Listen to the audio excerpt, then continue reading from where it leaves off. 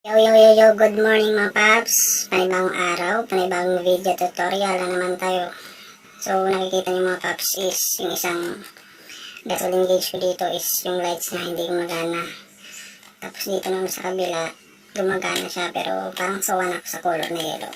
So, i-upgrade natin yan.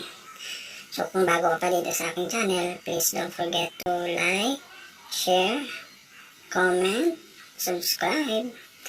At huwag kalimutang pindutin yung notification button for more updates. So, let's go back.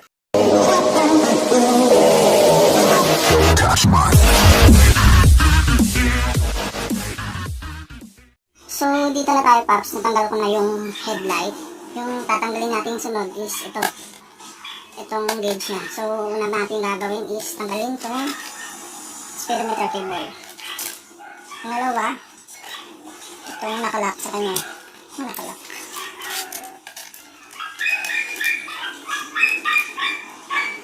Ang matanggalan natin, Paps, is tanggalin natin yung mga ilaw. Yan, natanggal ko na natin yun.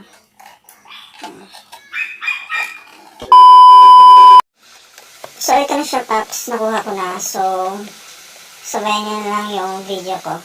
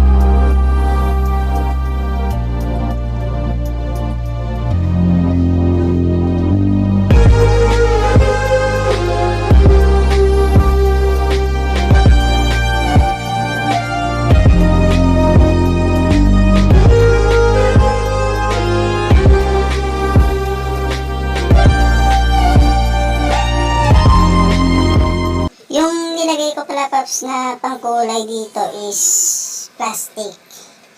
Yung plastic na supot hindi yung plastic na mga kaibigan niya.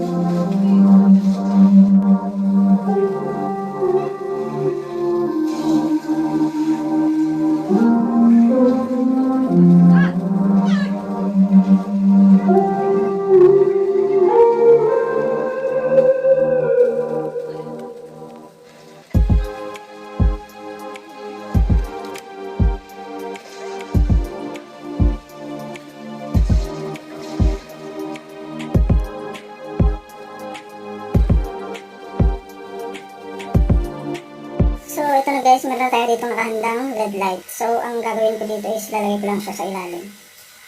Dito lang yan, sa ilalim. Yan. Yan. Yun. Yun lang kasimple. Tapos, yan. Okay.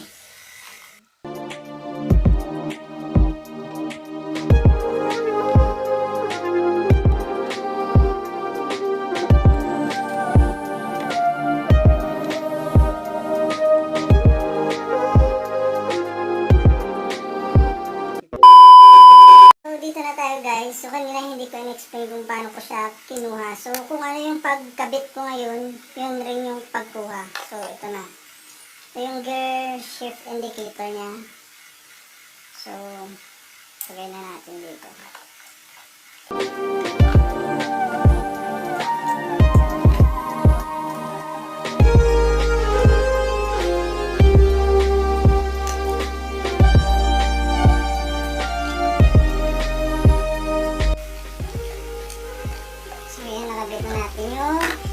Indicator. So, yung pangalawa is neutral. So, hanapan natin dito yung neutral. So, yung may ilaw na to is neutral. So, dito lang natin siya i-kakabit sa neutral. Yan. So, yung pangalawa is yung sa lights, spark lights. Ito siya. So, dito natin siya i-line. Pangatlo is yung right signal light. So, ito siya. Dito siya. Ay, left lang ulit. Dito. Tapos, yung isa, alam na natin kung saan. So, yun! Kabit na natin. A few moments later. Ito na po yung finished product natin mga paps. So, makikita nyo na lumalabas talaga yung color yellow, green, at saka red na nilagay natin dito sa gilid. So, kung meron kayong reaction, comment down below. So, hanggang dito na tayo, paps. See you on my next vlog. Thank